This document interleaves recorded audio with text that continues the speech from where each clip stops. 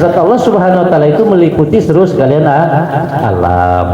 Ya, jadi zat Allah itu dia tidak di atas, dia tidak di bawah, dia tidak di depan, dia tidak di belakang, tidak di kiri, tidak di kanan, tidak di luar dan tidak di dalam. Itulah zat Allah Subhanahu wa taala, dia meliputi seluruh sekalian kalau dia ada di atas berarti tidak ada di bawah, berarti kecil dia.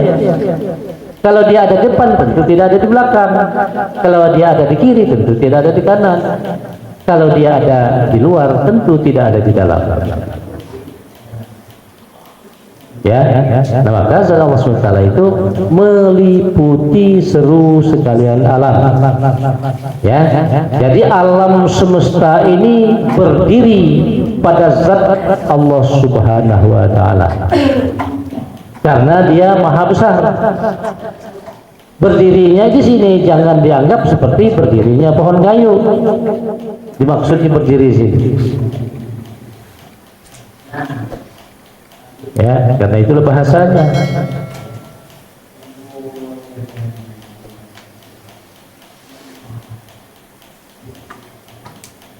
Ya, jadi begitu. Ya. Ya, Bapak hadapkan ini wajah ya, hadapkan wajah kita bertuhan. Ya, yang namanya wajah itu ini itu ya. Ya. Tapi yang kita lihat ini namanya wajah jasad, namanya wajah jasad kita. Ya, kalau wajah jasad kita ini bisa berubah-ubah. Iya apa ya? Kira-kira bisa berubah-ubah enggak wajah jasad kita ini? Bisa. Ya, wajah kita yang sekarang ini tentu tidak sama dengan wajah kita masih bayi dulu. Enggak akan sama. Nanti 20 tahun mendatang wajah kita yang sekarang tidak lagi sama dengan wajah kita 20 tahun yang akan datang. Itulah wajah jasad namanya.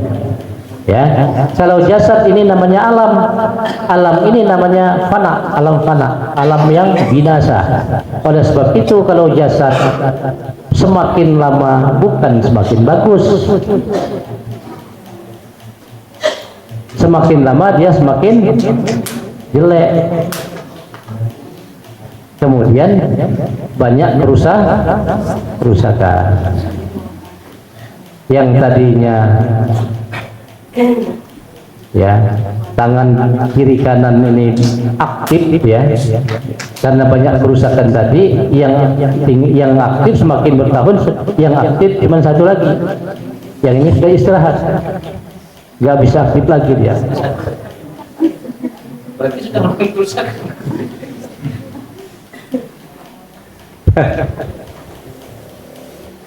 Nah itulah alam. Ya, itu alam namanya. Itu yang dikatakan alam dunia. Alam dunia. Di dalam alam dunia ini bakal fana, bakal binasa. Ya, dan alam dunia ada batas waktunya dia hidup di muka bumi ini. Inilah alam jasad. Ya. Tapi kalau alam akhirat atau alam ruh, dia tidak berubah sejak diciptakan Tuhan sampai nanti panggil Tuhan lagi, ya dia tidak berubah.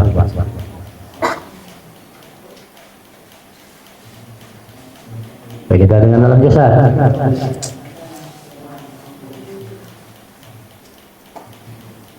Ya, nah, jadi kehidupan dunia ini banyak kehidupan yang menipu, Tapi kalau kehidupan akhirat itu kehidupan yang sebetulnya, kalau dia senang kesenangan yang sebenarnya, kesenangan yang langgeng, yang enggak ada putus-putusnya. Kemudian kalau kehidupan ya akhirat itu adalah kehidupan yang sebetulnya, karena kehidupan akhirat itu tidak ada alam kematian. Ya, yang ada alam kehidupan. Tapi kalau dunia ini ada alam kehidupan, ada alam kematian.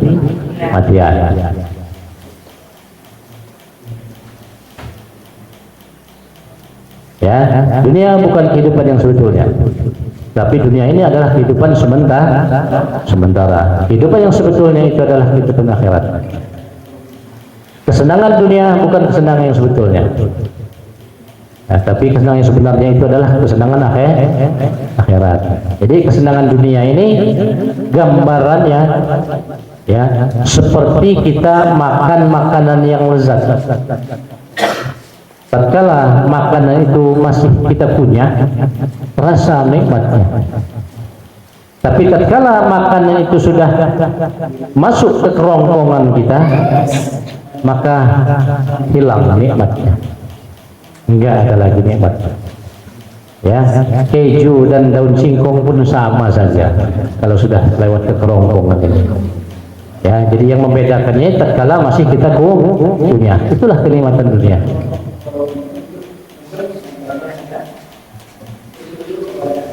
Ya, oleh sebab itu jangan sampai tertipu dengan kehidupan dunia. Tapi bukan enggak cari dunia ya, bukan itu maksudnya.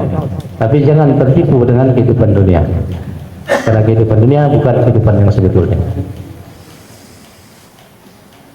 Ya, oleh sebab itu kalau kita dirahmati oleh Allah Subhanahu wa taala, mungkin kekayaan dunia, jangan lupa ya, wa ma khalaqtul jinna wal insa illa liya'budun. Tidak kuciptakan jin dan manusia kata Allah kecuali untuk ibadah. Maka gunakanlah semuanya itu ibadah kepada Allah Subhanahu wa taala. Ya, insyaallah kalau digunakan untuk ibadah maka akan dinikmati juga nanti di hari akhirat. Itulah rezeki kita yang langgeng. Yang sebetulnya yang kita nikmati sehari-hari ini hanyut ke laut itu. Tidak akan kita temukan lagi nanti di akhirat. Berakhir di dunia ini ya. Ya, rumah yang mewah, kendaraan mewah, ya, semua serba mewah yang kita nikmati di dunia ini, ya, selesainya di dunia ini. Ya, kita bawa ke akhirat. Yang dibawa ke akhirat itu apabila harta kekayaan itu, ya, dibuat ibadah di jalan Allah Subhanahu wa taala, itulah yang masih dinikmati. Yang dibawa sampai ke hari akhirat nanti.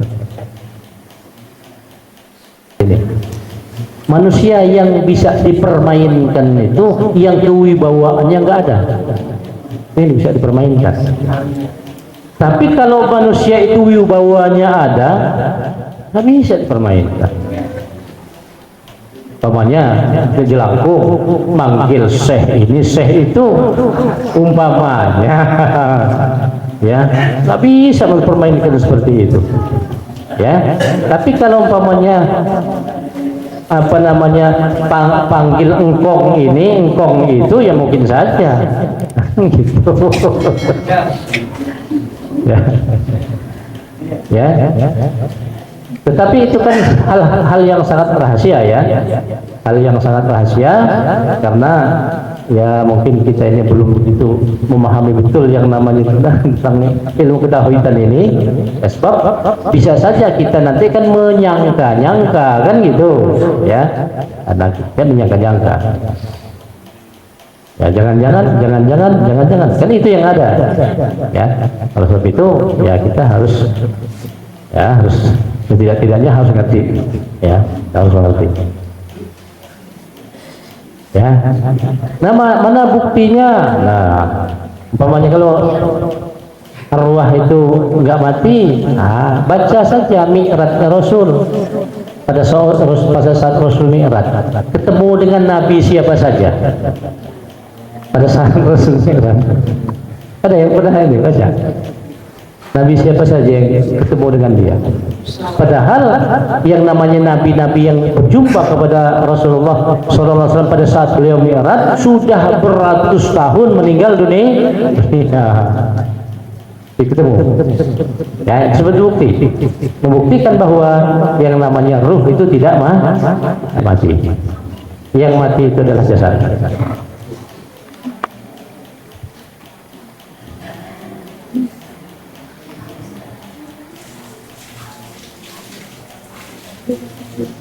Sudah ya, Bu ya? Sudah. Ya. Ya, jadi para arwah itu ya bisa saja dia datang kepada seseorang memberikan nasihat mungkin atau memberikan ilmu pengetahuan dengan seseorang, bisa terjadi seperti itu. Ya. Jadi yang perlu kita ketahui, orang yang masih hidup dia bisa komunikasi dengan orang yang masih hidup. Ya, contohnya kita sekarang ini masih sama-sama hidup. Ya. Orang yang masih hidup bisa komunikasi dengan orang yang sudah meninggal. Ya. Dasarnya apa? Ya. Pada saat kita berkunjung ke pemakaman, terutama pemakaman orang Islam, kita harus memberi salam. Itu ajaran dari Rasul. Ya, kalau para arwah itu tidak bisa memberi salam kepada kita yang masih hidup, tidaklah mungkin Rasul mengajar kita seperti itu.